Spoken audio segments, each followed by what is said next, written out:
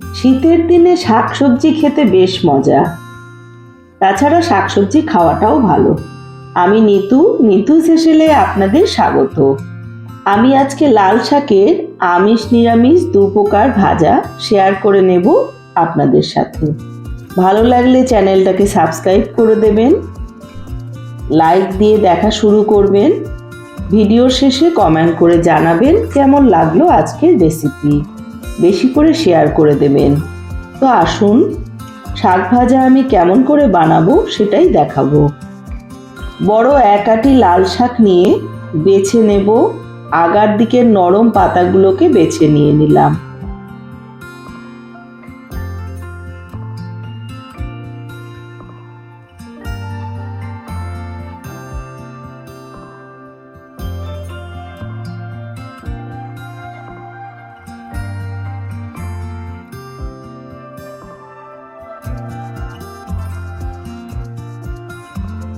ভালো করে কুচি কুচি করে কেটে নিচ্ছি।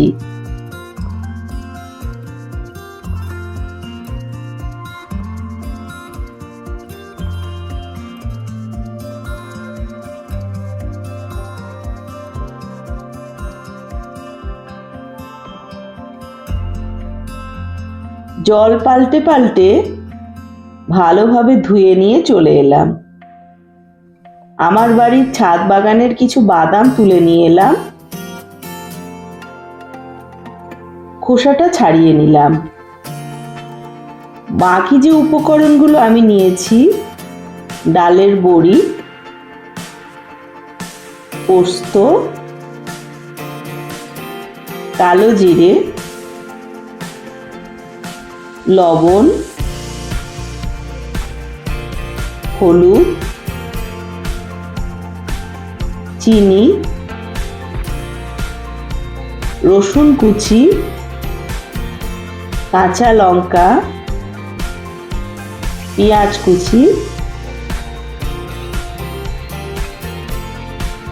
ছাড়ানো বাদাম লো হিটে নাড়াচাড়া করে হালকা ভেজে নেব।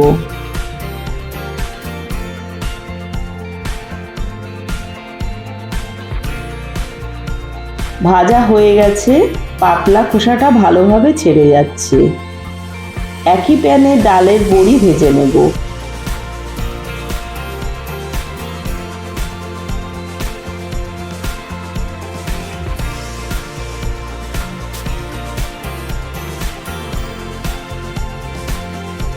লাল করে শুকনো খোলায় ভেজে বাটিতে নামিয়ে নিলাম।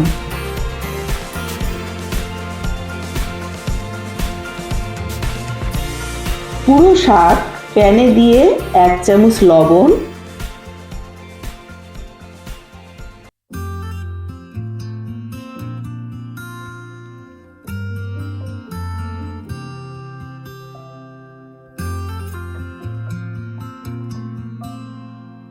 1 চামচ হলুদ গুঁড়ো দিয়ে ঢাকনা চাপা দিয়ে ভাপিয়ে নেব।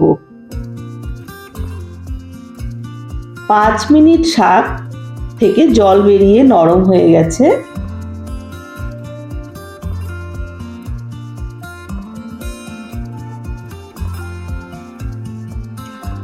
এই সময়টাতে ভাজা বাদাম হালকা ভেঙে ভেঙে নেব।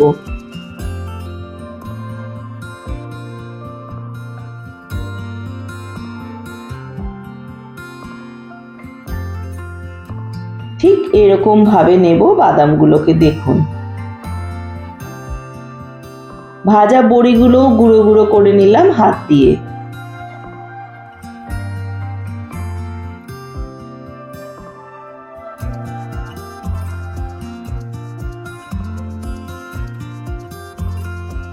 শাক নামিয়ে নিলাম একটা বাটিতে।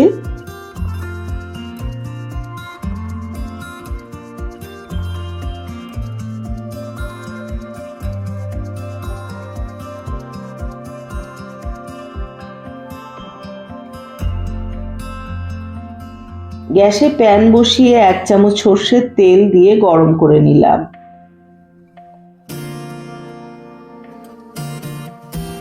কুচনো লঙ্কা দিয়ে নেড়ে নিচ্ছি।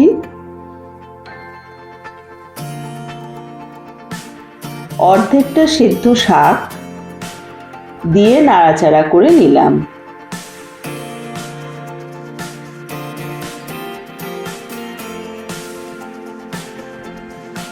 অল্প চিনি দিলাম, চিনি চাইলে স্কিপ করতে পারেন। বড়ি ভাজাটা দিয়ে দিলাম, দিয়ে মিশিয়ে নিলাম ভালোভাবে।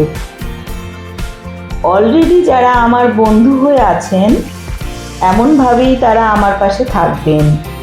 যারা এখনো বন্ধু হননি তারা আমার চ্যানেলটাকে সাবস্ক্রাইব করে বেল আইকন প্রেস করে দেবেন। নিত্য নতুন রেসিপি পেয়ে যাবেন সবার আগে। আমাকে এগিয়ে যেতে সাহায্য করার জন্য অনেক ধন্যবাদ আমার সকল বন্ধুদের। বাদাম দিয়ে দিলাম, একসাথেই মিশিয়ে নিলাম।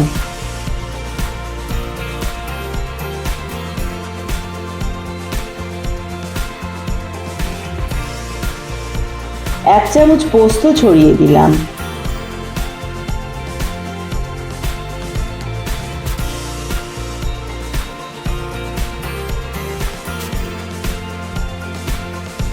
তৈরি হয়ে গেছে, বাটিতে নামিয়ে নিলাম। কত সুন্দর রং এসেছে দেখুন।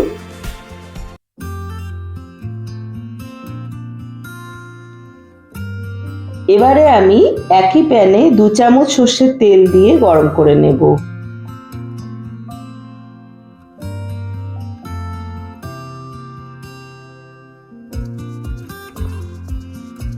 গরম তেলে কুচনো রসুন,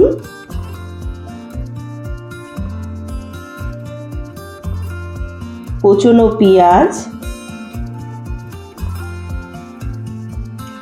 লঙ্কা কুচি দিয়ে ভেজে নেব।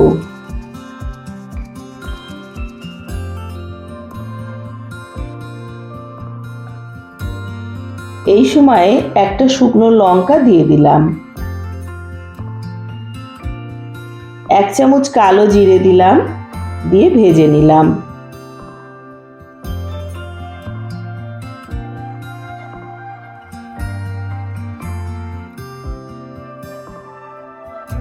বাকি সিদ্ধ শাক দিয়ে নেড়ে চেড়ে শুকনো করে জল শুকিয়ে নিচ্ছি।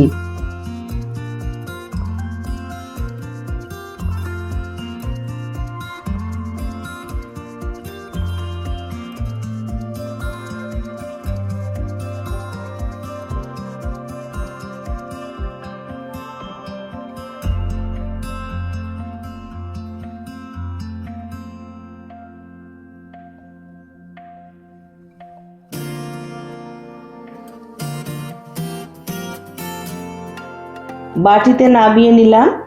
তৈরি হয়ে গেল আমিষ শাক ভাজা। আপনারা চাইলে চিংড়ি মাছ দিতে পারেন, তাহলে আরো বেশি সুস্বাদু হবে। কেমন লাগলো অবশ্যই জানাবেন।